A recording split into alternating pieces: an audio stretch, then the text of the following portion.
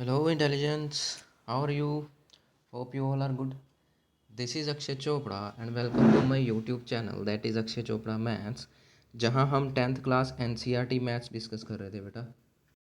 उस सीरीज़ में हम पहुँच चुके हैं चैप्टर इंट्रोडक्शन टू ट्रिग्नोमेट्री। बहुत ही इजी और बहुत ही इंटरेस्टिंग चैप्टर है। ये है आपका चैप्टर नंबर 8। ठीक है, इस चैप्टर में हम आज स्टार्ट करने जा रहे हैं एक्सरसाइज 8.1। लास्ट वीडियो में हमने इंट्रोडक्शन करी थी इसकी। आज हम एक्सरसाइज 8.1 स्टार्ट करेंगे। तो सबसे पहले जो कि मैं हर वीडियो में बताता हूँ कि बेटा जितने भी आपके चैप्टर्स हो चुके हैं, ठीक है, उन सब की प्लेलिस्ट का लिंक प्लस व्हाट्सएप ग्रुप का लिंक, ये सब कुछ आपको डिस्क्रिप्शन में मेंशन है। तो डिस्क्रिप्शन में जाना, व्हाट्सएप ग्रुप में ऐड होना ताकि आप अपने डाउट्स क्लियर कर सको, और प्लस पीछे वाले चैप्टर्स भी सारे ज़रूर देखना। चलिए स्टार्ट करते हैं एक्सरसाइज 8.1। जो फर्स्ट क्वेश्चन है वो क्या है बेटा, इंट्रोडक्शन ज़रूर देख के आना इसकी। अगर इंट्रोडक्शन देखोगे ना तो बहुत इजी हो जाएगा ये चैप्टर, और वैसे भी बहुत इजी है, घबराने की बात नहीं है। ऐसे साइन कोस देख के घबरा जाते हैं बच्चे, है कुछ नहीं है। देखो, इन a triangle A B C, कोई भी ट्राइंगल है, राइट एंगल एट बी। ठीक है, ए बी सी कोई भी एक ट्राइंगल है जिसका राइट एंगल कहाँ पे है बेटा, बी पे। मतलब ये जो राइट एंगल है ये बी पॉइंट पे। ठीक है, ए और सी जहाँ मर्जी ले लो। ए बी इज़ 24 सेंटीमीटर, जैसे मर्जी मैं यहाँ पे ए पॉइंट कर लेता हूँ या सी पॉइंट कर लेता हूँ। ए बी कितना है 24, ए बी कितना बेटा 24 सेंटीमीटर। बी सी 7 सेंटीमीटर, ये बी सी है, this is 7 centimetre. Okay, determine sine A cos A sine C and cos C. बेटा आपको मैंने बोला था कि ये जो भी ये वाला एंगल होता है, ठीक है, ये एंगल हमेशा सामने होना चाहिए। ठीक है जी, तो ये एंगल सामने ही है ए, तो यहाँ से हम साइन ए निकाल लेंगे। ओके, अच्छा आपको ये बताया था मैंने ये इंट्रोडक्शन में भी कि ऐसे याद कर लेना इसको। पंडित बद्री प्रसाद हर हर बोले सोना चांदी तोले। ठीक है, इसका क्या फ़ायदा होगा, इसका फ़ायदा ये होगा, आपको पता चल जाएगा कि ये क्या होता है, ये हमेशा साइन होता है। ठीक है, ये हमेशा कोस होता है और ये हमेशा टेंजेंट होता है। ठीक है, इससे आपको पता चल जाएगा। आपने क्या फाइंड करना है, साइन ए फाइंड करना है। तो साइन क्या होगा, परपेंडिकुलर अपॉन हाइपोटेन्यूज। ठीक है, तो जो साइन ए है, साइन ए की वैल्यू क्या आ जाएगी, परपेंडिकुलर अपॉन हाइपोटेन्यूज। लेकिन बेटा आपके पास हाइपोटेन्यूज तो है ही नहीं, बात को समझ रहे हो ना। साइन ए क्या होता है, परपेंडिकुलर अपॉन हाइपोटेन्यूज। ये रहा परपेंडिकुलर, ये रहा हाइपोटेन्यूज। हाइपोटेन्यूज तो आपके पास है नहीं, तो बेटा आप क्या करो, सबसे पहले पाइथागोरस थ्योरम लगा के हाइपोटेन्यूज की वैल्यू निकालो। ठीक है, बाय पाइथागोरस थ्योरम। समझ गए, हमेशा आपने ये काम करना है। बाय पाइथागोरस थ्योरम क्या बचेगा, A C square equals to A B square plus B C square, ऐसे ही होता है ना। तो ये तो है अपना हाइपोटेन्यूज, तो ए सी स्क्वेयर क्या बन जाएगा, ए बी स्क्वेयर यानी कि 24 square plus B C square 7 square. Okay, तो 24 का स्क्वेयर आई थिंक 576 होता है शायद। तो ये बन गया 576 प्लस 49। अब इनको कर दिया प्लस, तो ये क्या बनेगा प्लस होके 15, 1 कैरी 58, 62, 625 आ गया। ठीक है, अब 625 क्या होता है, 25 पावर 2 होता है ना। ठीक है, ये छोटी छोटी चीज़ें आपको याद होनी चाहिए, स्क्वेयर वगैरह। तो आपका जो हाइपोटेन्यूज है ए सी है वो कितना आ गया 25 सेंटीमीटर। ओके, अब हमारा क्वेश्चन होगा कि जो साइन ए है, साइन ए क्या होगा, परपेंडिकुलर अपॉन हाइपोटेन्यूज यानी कि बी सी अपॉन ए सी। क्या है, B C upon A C. तो साइन ए की वैल्यू क्या आ गई बेटा, बी सी की वैल्यू है 7 और ए सी की वैल्यू है 25।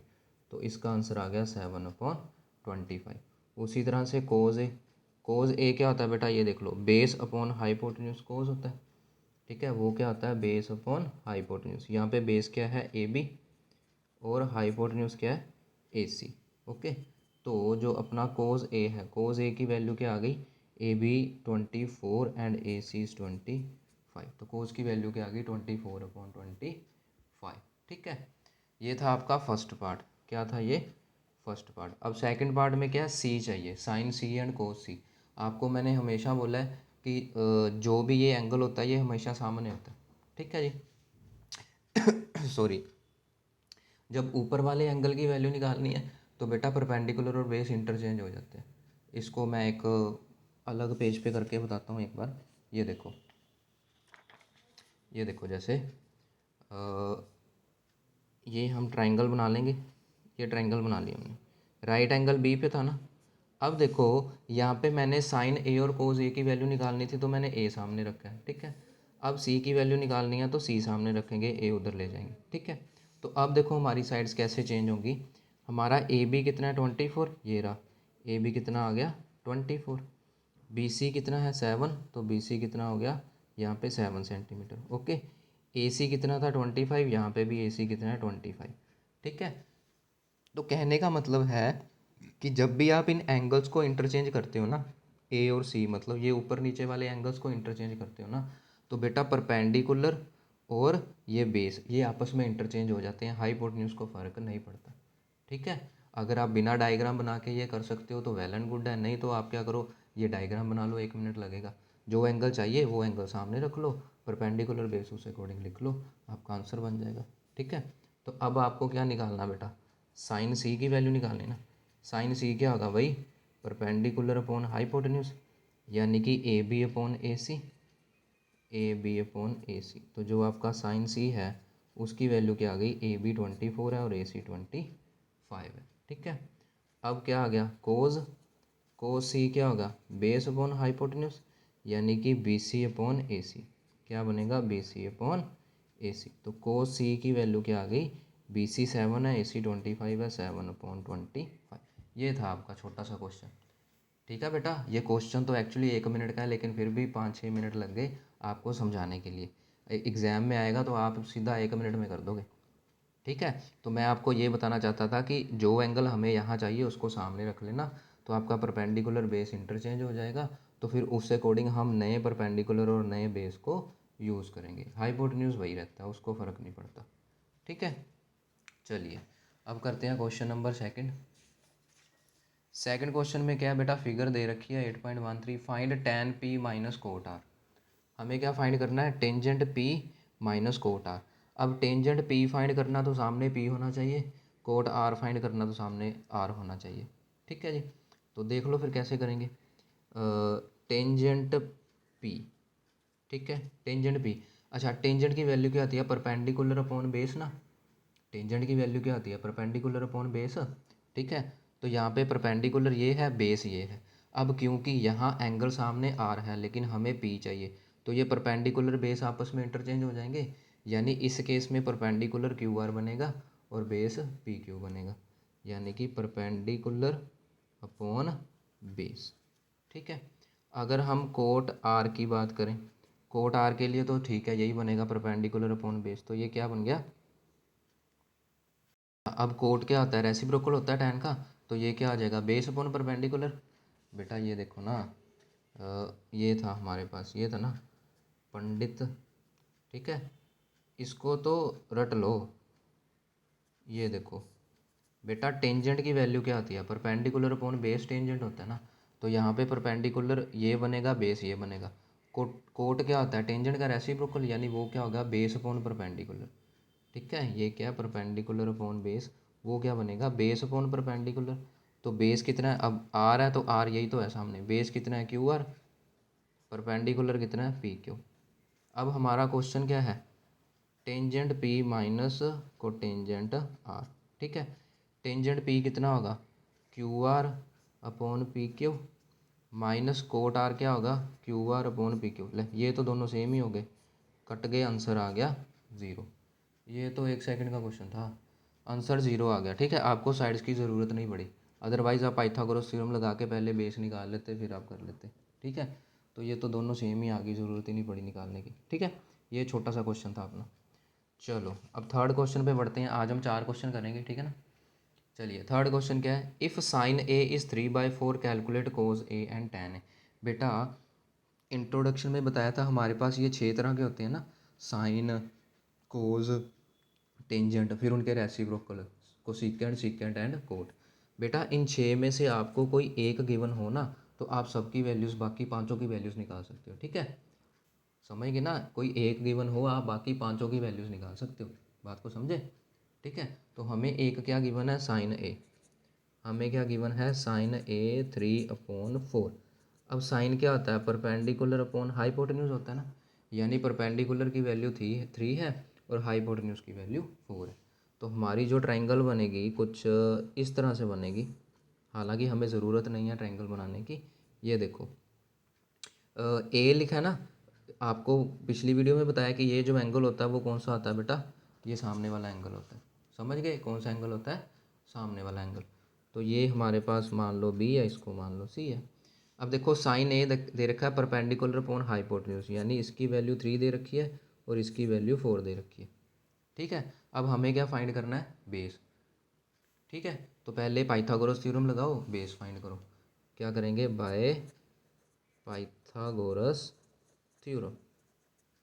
ठीक है, तो पाइथागोरस थ्योरम क्या कहती है हमें कि जो ए सी स्क्वेयर है, ये लो, जो ए सी स्क्वेयर है, ठीक है, वो किसके इक्वल होगा, A B square plus B C square.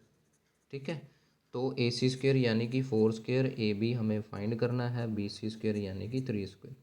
तो ये क्या बन गया, 16 equals to A B square plus 9।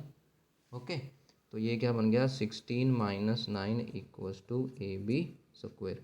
तो 16 माइनस 9 कितना हो गया, 7 equals to A B square. तो ये स्क्वेयर दूसरी तरफ जाके अंडर रूट बन जाएगा।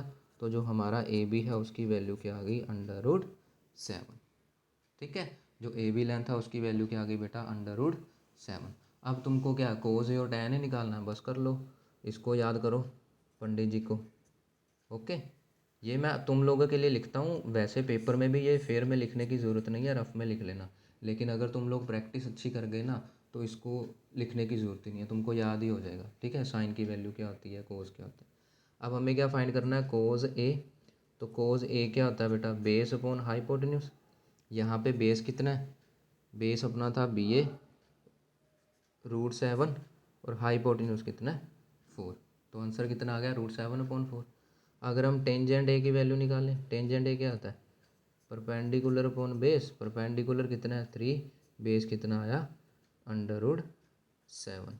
तो ये आ गया अपना टेंजेंट है। बस इतनी सी बात थी। ठीक है स्टूडेंट्स, बिल्कुल सिंपल क्वेश्चन है, छोटा सा क्वेश्चन है और एक्चुअल में ट्रिग्नोमेट्री है ही यही है। बच्चे पता नहीं क्यों घबराते हैं, मैं कहता हूँ इससे इजी चैप्टर ही कोई नहीं है। ठीक है, देखो अभी क्या है, 15 cot A equal to 8 find sine A and secant है। फिर से वही बात आ गई, अब कोटेंजेंट की वैल्यू दे दी, पिछले बार साइन की वैल्यू दी थी, अब कोटेंजेंट की वैल्यू दे दी और उसने बोला कि मुझे साइन और सीकेंड निकाल के दिखाओ। ठीक है ना, तो सबसे पहले क्या, 15 कोट ए इक्वल्स टू 8। तो मैं क्या करूँगा, पहले कोट ए की वैल्यू फाइंड कर लूँगा, वो क्या हो जाएगी, 8/15। ठीक है, वो क्या हो जाएगी, 8/15। अब फिर से पंडित जी को याद करो। ठीक है ना, तो ये क्या बोलेगा, ये देखो टेंजेंट है, टेंजेंट को टेंजेंट क्या होता है, टेंजेंट का रेसिप्रोकल ना। तो टेंजेंट क्या है, परपेंडिकुलर अपॉन बेस। तो ये कोट क्या हो जाएगा, बेस अपॉन परपेंडिकुलर, यानी कि कुछ इस तरह से।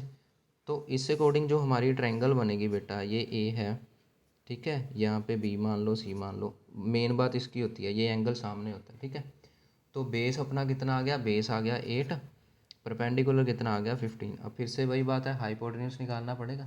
तो पाइथागोरस थ्योरम लगाओ, बाय पाइथागोरस थ्योरम। बात को समझ गए ना, हर एक क्वेश्चन में एक ही काम करते जाना, इससे इजी चैप्टर ही कोई नहीं है। तो ये hypotenuse square equals to base square plus perpendicular square. ठीक है, हाइपोटेन्यूज फाइंड करना है, बेस है 8, परपेंडिकुलर कितना है जी 15। तो ए सी स्क्वेयर क्या आ गया, 64 प्लस 15 का स्क्वेयर होता है 225। तो ए सी स्क्वेयर आ जाएगा, इसको प्लस कर दो 9, 289। 289 किसका होता है, 17 का। हाँ 17 का स्क्वेयर होता है।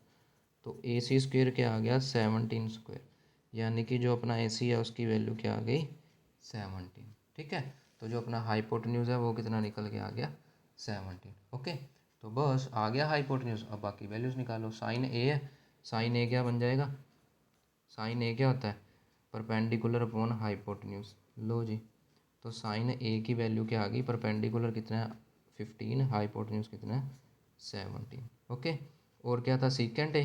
लो जी, सीकेंट ए। अब सीकेंट किसका रेसिप्रोकल होता है, कोस का। कोस की वैल्यू क्या है, बेस अपॉन हाइपोटेन्यूज। तो सीकेंट की वैल्यू हो जाएगी हाइपोटेन्यूज अपॉन बेस। ठीक है। तो सीकेंड ए कितना हो गया 17/8। बस ये थे हमारे 4 क्वेश्चंस। ओके स्टूडेंट्स, तो बाकी के क्वेश्चन करेंगे हम नेक्स्ट वीडियो में। बहुत ही ईजी है, बहुत इंटरेस्टिंग चैप्टर है ये, ज़रूर करना इसको, फ्यूचर में भी काम आता है। तो मिलते हैं नेक्स्ट वीडियो में students. Till then goodbye and take care.